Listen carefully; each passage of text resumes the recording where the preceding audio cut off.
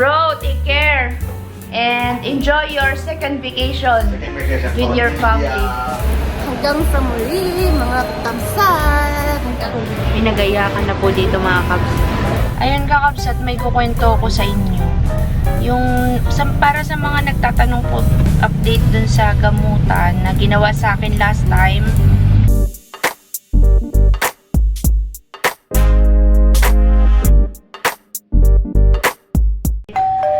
Good morning kakabsat!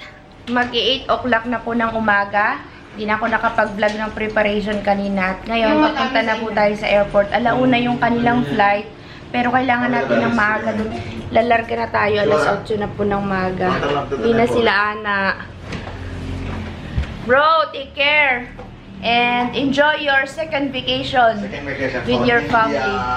Yes, excited. Ana, ingat kayo doon na. Tara na, doon na lang tayo bye-bye. Magpe-breakfast pa pala tayo na. Hindi na kami. Malungkot na kami. Ang pinakamalungkot kasi kami yung maghahatid sa airport. Sila nanay malungkot pero ay, nag-moist. Nag-moist kabsat. Pero nandun lang sila sa... Ne? So early. Kami ng mga person. Kabsat, malapit na sa airport. Terminal 3 po tayo kabsat. Umuulan-ulan pa eh. Buti na lang di masyadong traffic. Maaga pa po kami sa maaga. Kasi mas maganda ng maaga kaysa maliit dito. At alam nyo na ang alis dito sa atin kapag ka nag-flight, kailangan dapat sobrang extra time yung ibibigay mo. Magbibigay ka talaga ng allowance na oras. Excited na po kakabsat yung dalawa kasi nga syempre bakasyon naman ni Presyum sa kanila. Tapos siguro ilang 10 days lang din sila, no? Makikita niya rin yung family niya. Sila magle-layover daw sila ng sa Singapore. Yan. Sila ng Singapore. So, bukas ang nila, dating nila dun sa kanilang gabi no din, no? Kasi madaling araw na daw. Una ng madaling araw. Oo, madaling araw. Kasi pagka direct ka galing dito papunta ng India, 5 hours lang daw yung travel nila sa aeroplano. Ay gusto nilang dumaan ng Singapore kaya ayan, napatagal yung biyahe nila. Ang bilis lang no din, no? 6 hours nandun na sila. Ikaw pupunta kang Singapore? Hindi. Punta ka rin Singapore. Singapore? Kalungkot ka sa matagal na ulit namin makakikita si Ana dito, makaka-uwi. Mabilis lang naman ang panahon, mamaya-maya, December na, oh. Diba na de? Next year na ulit. Bear na ngayon, lumalabas na si Jose Marichan. Bear months na naman. Yun kakabsat, so, dito tayo sa arrival magpa-parking kasi sasama tayo sa tawag dito, so sa taas. Kasi baka mag-over tong mga ito eh. Pag naka-check-in na sila, saka tayo alis. First 2 hours. Tapos kakain daw muna, sabi ni Madam Annalisa.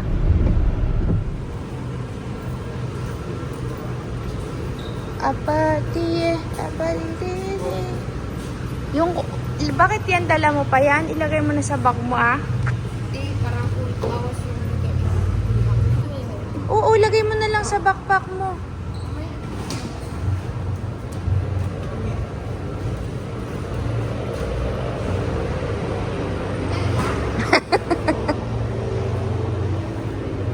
Her.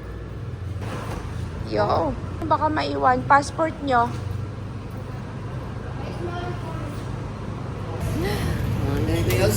Uy, check mo muna, be. Uwi na sila. Tuwang-tuwa si Preso sa mga kabsat. Print ng mga damit dito sa atin.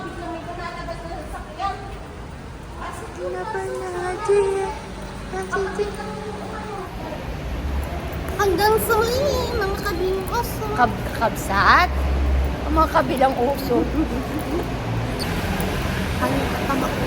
Matawa din. Hindi ganyan. Maganda na nga eh. Oh. Hanggang sa muli, mga katamsan. Hanggang sa muli daw. Sasama daw kami ni Ana very very soon sa India. Mamamasyal kami dun sa bahay nila Praswap. Lugar nila Praswap. Inshallah. Masama kami ni Ana. Sis! Sis, pagbalik mo, dapat mayroon ng maliit na Ana.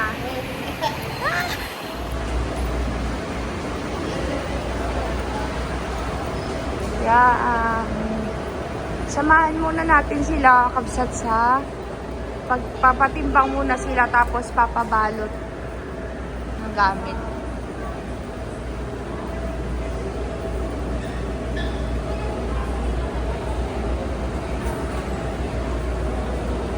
Sis! OFW ka diba sis? Pwede tayo dyan magtambay. Kailangan ng passport. Libre pagkain yan.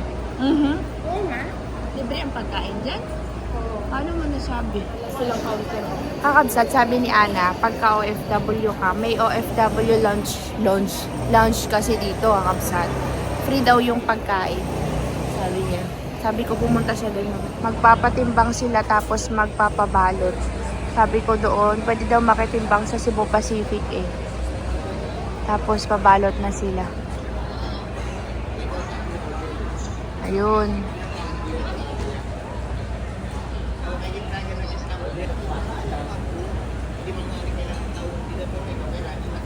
Ano kaya? Nasakto kaya yung timbang nila?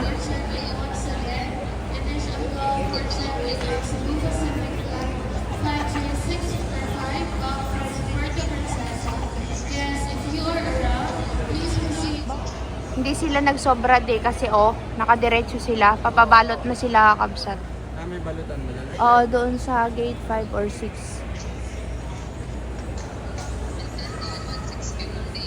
Sabi ko magtanong siya eh. Nakangiti si Ana eh. Oh.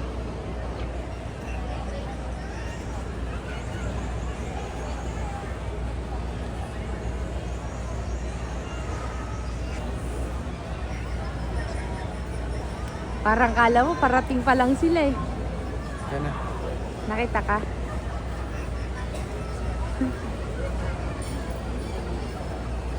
Nakatawa si Prasoy, nahanap kami, di makita. Tapos, kakabsat, sabi ni Ana, ang per wrap, kagaya niya, isang maleta, 300 pesos daw. So, dalawa yung pinarap nila, 600. You make me cry. Pinagaya ka na po dito mga kabs. Kakabsat, check-in na sila.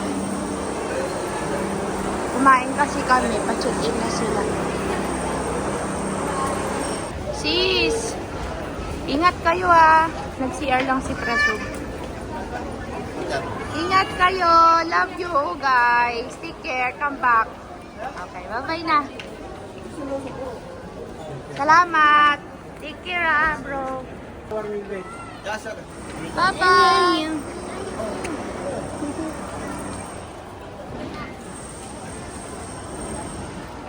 Bye-bye. Message ko kayo yan.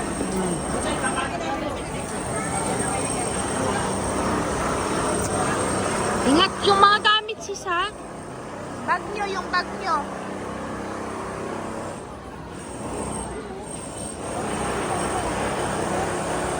Na, baba yung passport mo.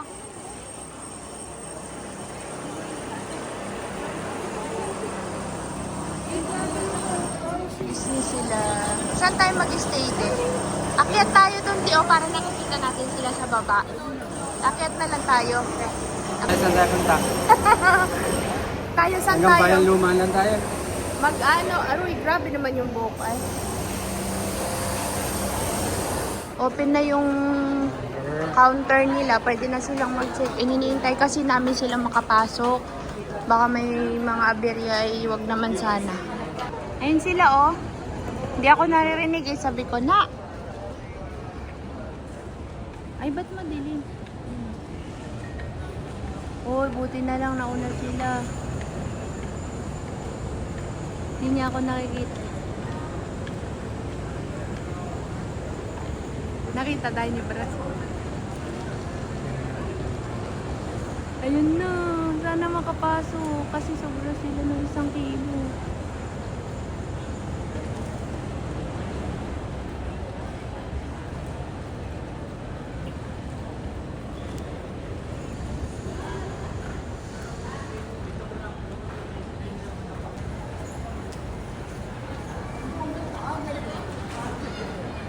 Ba't kaya ganyan oh? Maitim. Against the light, kaya?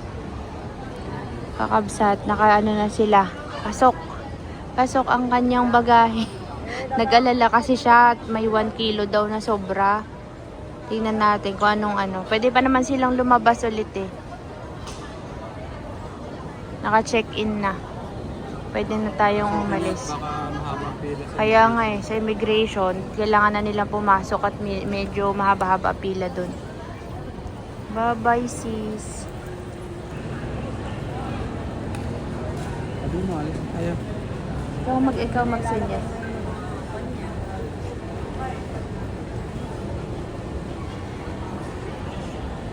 Wala, dito tayo umalis. Kailangan talaga hindi umaalis. Ano sila?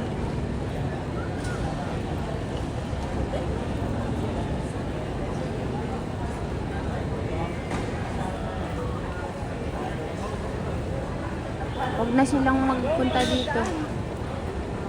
Bye-bye! Okay na.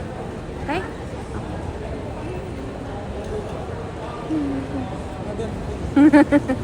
Tika lang din. Tayo ko sila makapasok.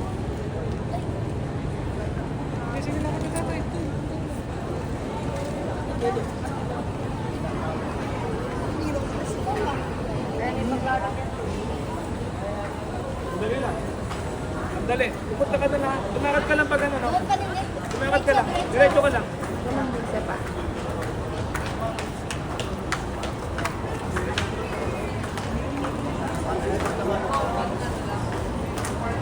Balik sila, balik. Tara na, kapasok na sila. Di, malungkot. Di. Ano Parang tayo lang dati, no? Sa atin kasi noon wala naghahatid. Oo, hindi tayo Wa- nagpapahatid. Hindi kami nagpapahatid kasi noon kasi nga nakakalungkot. Tapos, itong mga to, syempre kailangan ihatid. Uwi na. Hindi na. Diretso na tayo sa Cavite. Tao. Pabalik na po tayo sa sasakyan. Alam niyo ba, Kabsat, nung dumating si Ana, dito rin tayo nagpark, di ba, Kabsat, no? Tapos nung nagpark kami pabalik, sila rin dito rin nagpark pa rin. Dito pa rin tayo nagpark sa dati. Hindi na pa tayong aircon sa likod. Yan, Kabsat, back to normal life po tayo. Ngayon naman, Kakabsat, pauwi na tayo ng Cavite. Bukas kasi, meron po akong second opinion sa doktor. Kasi, yung hindi ko pa kasi hindi kasi ako nag-update sa inyo, Kakabsat, tungkol sa gamutan. May mga nagtatanong kasi, maraming mga nag-message dun sa dating, siguro mayroon din silang mga problemang ganyan. Bukas ko na lang sa inyo explain, Kabsat, para talagang dedicated dun sa vlog na yun yung ating gagawin. About sa update sa akin, medyo tayo, hindi naging successful, Kabsat. Hello, Kakabsat, magandang gabi na po sa inyong lahat. Kakabsat, yung vlog po na ito ay 2 days after ng paghatid namin sa airport kay Ana. Kasi may mga inayos kami. Tapos nagpa-check up ako, another opinion. Tapos ngayon papunta kami sa kay Lavien. Kasi may kakabit silang wheel caps dito kay Toyang.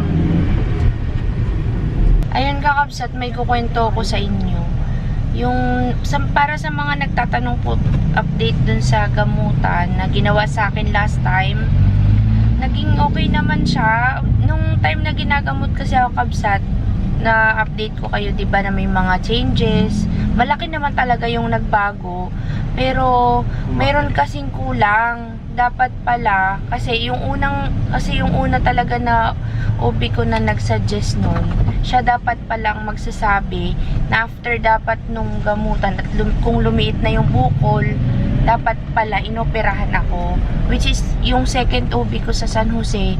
Yun yung sinuggest niya kasi hindi na ako bumalik sa kanya noon, nagtumuloy ako kay sa OB ko dito sa Cavite. Kaya nawalan kami ng parang yung ano nga tawag dun Hindi na monitor. O yun, hindi niya na ako na-monitor kasi nga, yun pala. Kasi nung bumalik ako sa kanya nung August last month lang, tinatanong niya ako ba't di na daw ako bumalik, ganyan. Tapos yun, kasi kakabsat, kaya ako bumalik sa kanya.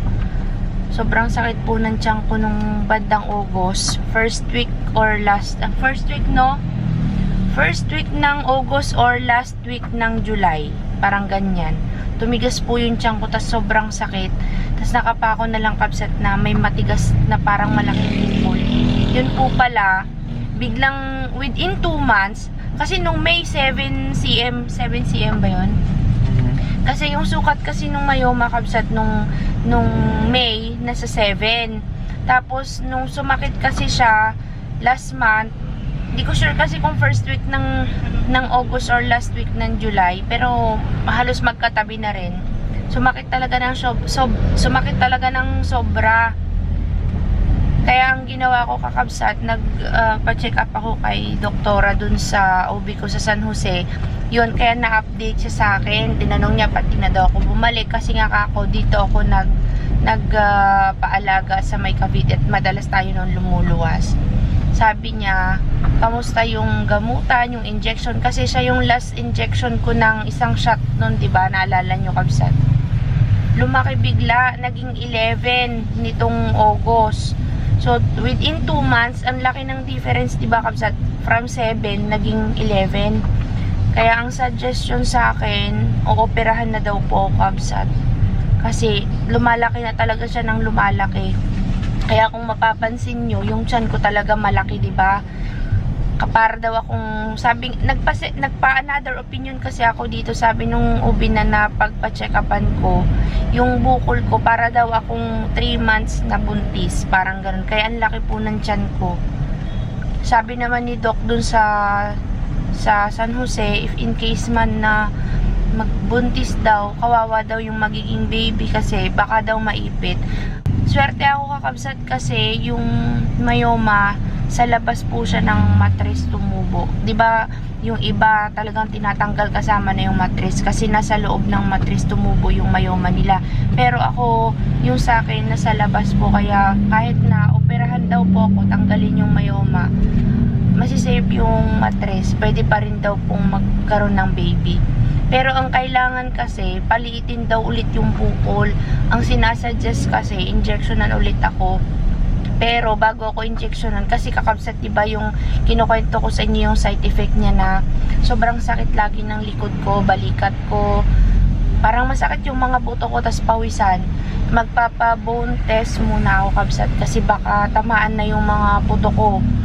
Baka daw magka-problema ako sa buto. Kaya kung kakayanin pa ng buto, mag-i-inject ulit ako ng 3 months para palitin yung bukol bago alisin. Yun po yung suggestion sa akin ng OB ko sa San Jose. Nag-decide na lang kami ni Kabsat na sa San Jose na lang talaga kami magpaalaga kasi sobrang hirap po, Kabsat, yung kapag kailangan mo ng follow-up check-up, luluwas. Siyempre, gastos din po yun sa pamasahe. Kaya, if in case na kung dito man ako operahan, paano yung pabalik-balik kami? At least kung yung OB ko kasi dun sa San Jose, mamomonitor niya ako dahil malapit lang. Siya rin po kasi yung mag-oopera sa akin, pero dito sa Maynila gagawin. Tapos kung sakaling mang umuwi na doon sa Sablayan, kung mayroon akong kailangang pa-follow-up check-up sa kanya, mamonitor niya, malapit lang kami sa kanya.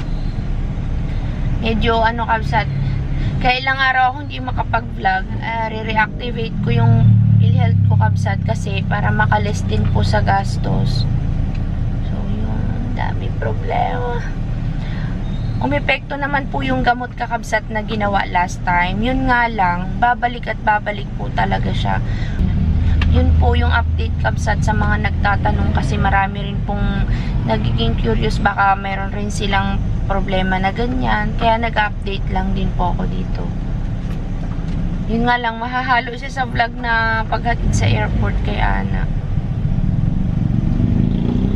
May suggestion pa kasi pwede daw ulit maggamutan pero ayoko na pong sumugal kabsat kasi mauubos yung imbis na matatanggal na, mauubos pa yung budget mo para doon. Kasi babalik din doon din ang bagsak sa pagpapa-opera eh. Kaya sabi namin, nagpag-desisyon na namin ni Kabsat na mag-go ahead na lang sa pagpapa-opera. Pero maghihintay pa ng another 3 months if in case na ulit ako sa yung injection. Yung, oo, yung Loprodex na in-inject sa akin. Isang shot ulit yun, 3 months. Kasi lumiit naman talaga yung bukol ko nun kabsat. Pati yung sis. Kaso lang yung sis, bumalik po ulit siya eh.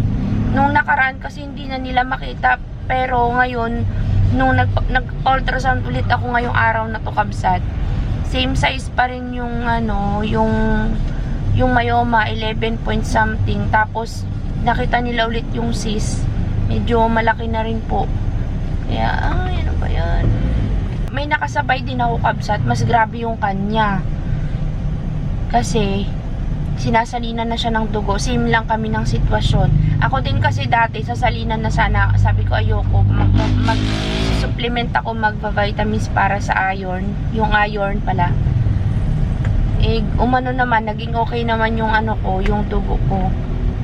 Tsaka ang hindi maganda dun sa nangyari dun sa isang pasyente doon. Hindi ko maapit yung injection. Hindi po siya.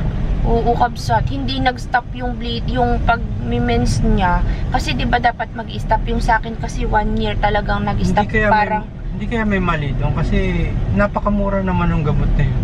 Oo, yung kanya kasi kabsat, yung isang shot kasi nasa 21k, yung kanya kasi 16. Pero kay doktor ako dito sa San Jose at dito sa Cavite, halos same lang sila ng presyo, hindi bumababa ng sobra-sobra. Ewan ko lang nga kabsat. Yung kanya kasi, daw talaga siya, duri-diretso yung bleeding niya. Iba-iba pala yung Nagpa-confine siya. Oo, confine siya. Iba-iba pala ang reaksyon, hindi pare-parehas. Kunyari, yung sa akin, ganun nga yung nangyari. Sa kinukwento ko, malay nyo sa iba rin sa kanila. Kaya yun. Malaman kabsat, if in case na mag-undergo ako sa operasyon kabsat, matatagalan ulit tayong makapag-vlog. Ewan ko kay Kabsat kung kaya niyang mag-vlog para sa update sa akin, update sa buhay-buhay. Siya yung siya po yung mag-take over ng vlog natin. Kasi kakabsat yung operation na gagawin para parang cesarean, bibiyakin tiyang ko. Pero normal naman daw po yung right ovary. Medyo natatakot ako kabsat. Hindi na mababalik yung pagka nagpaano ka, kaya talagang pag-iisipan yung desisyon. Kaya ang tagal namin nag-decide kabsat. Kaya bukas, malaman, kasi bukas mag-PhilHealth kami ni Kabsat, mag-reactivate ako para makales din po ako kakabsat sa bayarin kasi medyo may kamahalan po yung operasyon. Kaya di biro magkasakit. Di biro magkasakit. Alagaan nyo yung mga sarili nyo kabsat. Yun lang kabsat. Yun yung mga bagay-bagay na hindi ko pa na-update sa inyo dito. Anyway, kung may mga tanong kayo kabsat, baka mayroon akong hindi nasabi at may mga kakabsat. Oo, yung mga nag-aabang. Comment lang kayo kabsat. Papunta kasi tayo ngayon saan ni Kinavienza. Saan nga lugar yun? Dito sa General Trias. General Trias. Shout out po sa lahat ng mga taga General Trias, Cavite. Nasa Malagasang tayo ngayon kakabsat. Medyo traffic po. Baka gabihin na naman. Di ako makapag-edit. Ha? Dito tayo sa Malagasang 1B. Malagasang 1. Gabi na. Mag-waste daw muna ako kabsat. Bye! See you po.